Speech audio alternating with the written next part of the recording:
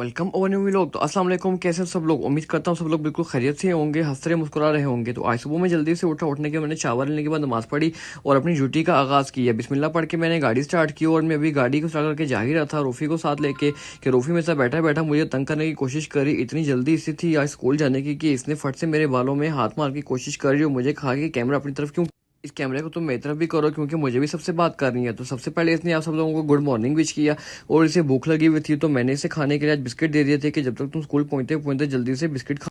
लेकिन शातिर बच्चे ने मुझे बिस्कुट बिल्कुल भी नहीं दिया कि हालांकि मैंने इसे कहा भी था कि ये बिस्किट मुझे दो, तो इसने कहा कि नहीं मैं खुद ही खाऊंगा, ये देख लो आधा मैंने खा भी लिया है। लेकिन ये मेरी जान है तो मैंने इसे कुछ भी नहीं कहा और मैंने कहा कि ओके तुम ये आराम से खा लो। ये इतनी हसरत भरी निगाहों से मेरी तरफ देख रहा था कि मुझे इतना अच्छा लग रहा था कि मुझे इससे बहुत ज़्यादा प्यार आ रहा था। तो फिर मैंने कहा कि क्यों ना हम जल्दी जल्दी इसे स्कूल लेके पहुंचते हैं। जैसे कि स्कूल पहुंचेंगे तो फिर हम आप लोगों से बहुत सारी आगे बातें भी करते जाएंगे, क्योंकि यहाँ पे ड्राइव करते हुए मोबाइल हाथ से एकदम इतना सा मोबाइल नहीं पकड़ सकते क्योंकि ट्रैफिक वाला होता है। तो जल्दी से हम लोग इसे लेके जा रहे थे। मैं सामने से मुझे ट्रैफिक वाले ने देखा और मैंने जल्दी से मोबाइल को नीचे करने की कोशिश करी और फिर हम लोग रूफी को स्कूल पहुंच गए। जैसे ही हम इसके स्कूल पहुंचे तो इसने सबसे पहले मुझे अपना भालू दिखाने की कोशिश करी कि ये देखो ये भालू आज तुम ले लो, तो मैं रूफी की याद बिल्कुल भी नहीं आएगी। तो मैंने कहा तुम इसे गाड़ी में रखो और अपना बैग उठाओ और स्कूल की जाने।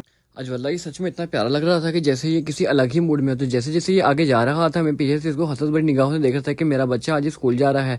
तो इसने देखा कि मैं इसे मिस कर रहा हूँ तो इसने जल्दी से उठा के मुझे फ्लाई किसी यहाँ पे कर दी। हाय, तो ये किस करते हुए मुझे इतना प्यारा लग रहा था कि मैंने इसे बहुत सारा पीछे से प्यार जैसे कहा कि अल्लाह के मान मेरा हो। जैसे ही इसे स्कूल ड्रॉप करके वापस घर के जाने निकल रहा था कि मुझे मेरी मैडम की कॉल आ गई कि जितना जल्दी वापस हो सके घर आ जाओ क्योंकि मुझे हॉस्पिटल जाना है और मैं बहुत ज़्यादा लेट हो रही हूँ। तो मैंने बिना वक्त गवाए कहा कि ठीक है मैं आ रहा हूँ। मैं बस मैं गाड़ी की जानी बढ़ा, मैंने अपनी गाड़ी को स्टार्ट कर दिया और जैसे ही मैं गाड़ी का दरवाज़ा खोल के बीच में बैठा ही था कि मैंने कहा क्यों ना आप लोगों से एक बात और कहता हुआ कि जितने भी ड्राइवर हज़रात सऊदीया में यहाँ पे काम करने के लिए तो काइंडली इस चीज़ का बहुत ज़्यादा ख्याल रखना है कि जब भी ड्राइव कर रहे हो तो मोबाइल का हरगिज़ इस्तेमाल नहीं करना। बस ये बातें करते मैं घर पहुँच गया और मेरी मैडम की मुझे कॉल आती ही जा रही थी कि जल्दी करो मैं बहुत ज़्यादा लेट हो रही हूँ। तो बस मैं फ़ौरन से घर आने के बाद आराम करने के बाद वापस निकला दरवाजे की जानिब कि मैंने कहा एक बार फिर से अपनी शाही सवारी को तैयार करूँ क्योंकि मेरी मैडम आने ही वाली थी।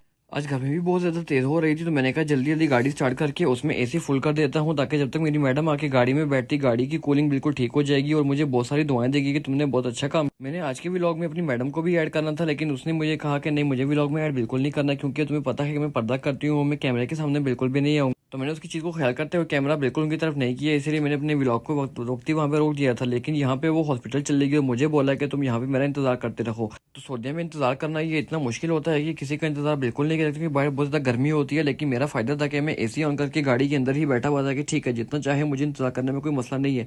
लेकिन फिर उसने मुझे कॉल कर दी कि तुम एक काम करो यहाँ से मैं थोड़ा लेट हो जाऊंगी और तुम जाके जल्दी से रूफी को पिक कर लो। तो मेरा बिल्कुल भी नहीं देखा रूफी को पिक करने के जाने के लिए क्योंकि अभी बहुत सारा टाइम पड़ा हुआ था। तो मैंने कहा कोई बात नहीं, मैं जब तक यहीं पे आराम कर लूंगा, जब टाइम होने वाला होगा तो फिर मैं रूफी को पिक करने के लिए चला जाऊंगा। लेकिन साथ ही रूफी का टाइम जब होने लगा तो मैं निकल गया रूफी को लेने के लिए। यहाँ पे मैं रूफी को लेके वापस निकला और ये मेरे आगे आगे जा रहा था कि इधर आओ हमारी गाड़ी इधर पार्किंग में खड़ी है और मैं इसके पीछे पीछे चलना शुरू हो गया कि आज तो मुझे बताओ कि हमारी गाड़ी कहाँ पे। तो इसने मुझे हाथ का इशारा करके दिखाया कि वो देखो वो हमारी गाड़ी खड़ी है। तो मुझे भी बहुत खुशी हुई कि देखो ये इतना तेज हो चुका है कि इसे अपनी गाड़ी की पहचान है कि मेरी गाड़ी वहाँ पे खड़ी।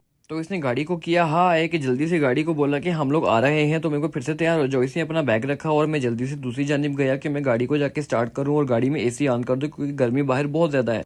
तो बस फिर मैंने अपनी शाही सवारी का दरवाज़ा खोला और मैं इसे लेके अंदर बैठ गया और जैसे ही मैंने गाड़ी स्टार्ट की इसने देखा ही था कि मुझे देख के मुस्कुराना शुरू हो गया और ये बहुत प्यारा लग रहा था। आज आज पता नहीं कोई ऐसा दिन था कि ये बहुत ज़्यादा खुश था और ये गाड़ी में बहुत हंस रहा मुस्कुरा रहा है। यहाँ पहुंचते पहुंचते इसे सैम की याद भी आ गई तो इसने कहा कि हाय सैम, मैं सैम को बहुत ज़्यादा मिस कर रहा हूँ। तो मैंने कहा ओके ओके तो मिस कर लो। इसने सैम को हाय भी किया।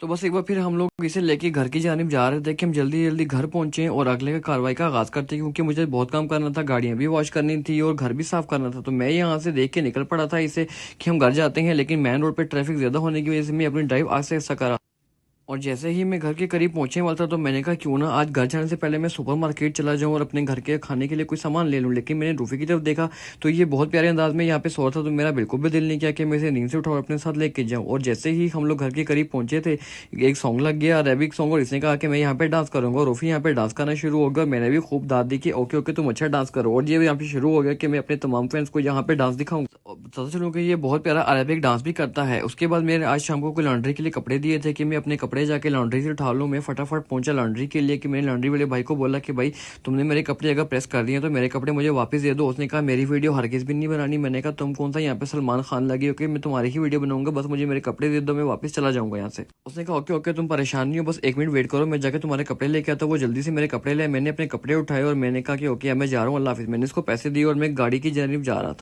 मैंने अपने कपड़े पकड़े, गाड़ी पे रखे और मैं सीधा घर जाने के रास्ते में था कि मुझे सोचा कि क्यों ना खाना भी खाता हुआ चलो, अपने लिए खाना ले लूँ। तो मैं एक रेस्टोरेंट पहुंच गया और मैंने जाके जल्दी से भाई को बोला कि मेरा ऑर्डर तैयार कर दो, मुझे भूख लगी हुई है, मुझे कुछ अच्छा से खाने का दे दो। तो ऑर्डर वाले भाई ने कहा कि देखो तुम लोग क्या खाओगे। मैंने यहाँ पे सारा ऑर्डर देखा, मैंने अपना ऑर्डर चेक करने के बाद भाई को बता दिया कि मुझे ये ऑर्डर निकाल के दे दो। उसने कहा तुम 1 मिनट वेट करो, मैं तुम्हारा ऑर्डर निकाल के देता हूँ। इतनी जल्दी वो मेरा खाना निकाल के ले आया। उसने कहा सर ये ले आपका ऑर्डर रेडी है। मैंने अपना ऑर्डर लिया और जल्दी से मैं घर की जानी बढ़ा कि मैं जल्दी जल्दी घर पहुंचूं और ये खाना फटाफट खा जाऊं क्योंकि मुझे बहुत ज़्यादा भूख लग रही। तो बस मैंने अपनी शाही सवारी को स्टार्ट की और मैंने कहा क्यों ना हम लोग घर की जानी जाए क्योंकि शाम का टाइम भी हो रहा है। तो मैंने घर के पास पहुंच के घर के बाहर गाड़ी पार्क कर दी और सीधा रूम पे आके खाने को रख दिया और मैं बिस्मिल्लाह पढ़ के बैठ गया। सबसे पहले मैंने सलाद निकाला। सलाद निकालने के बाद मैंने कहा क्यों ना रायता भी निकाला जाए क्योंकि मैंने भैया से जबरदस्ती आज खाने के लिए रायता भी लिया। भैया ने अपनी मर्जी से एक सलाद मुझे और भी दे दिया था। इसके बाद मैं खाने के साथ कबड्डी करने के लिए एकदम तैयार हो चुका था।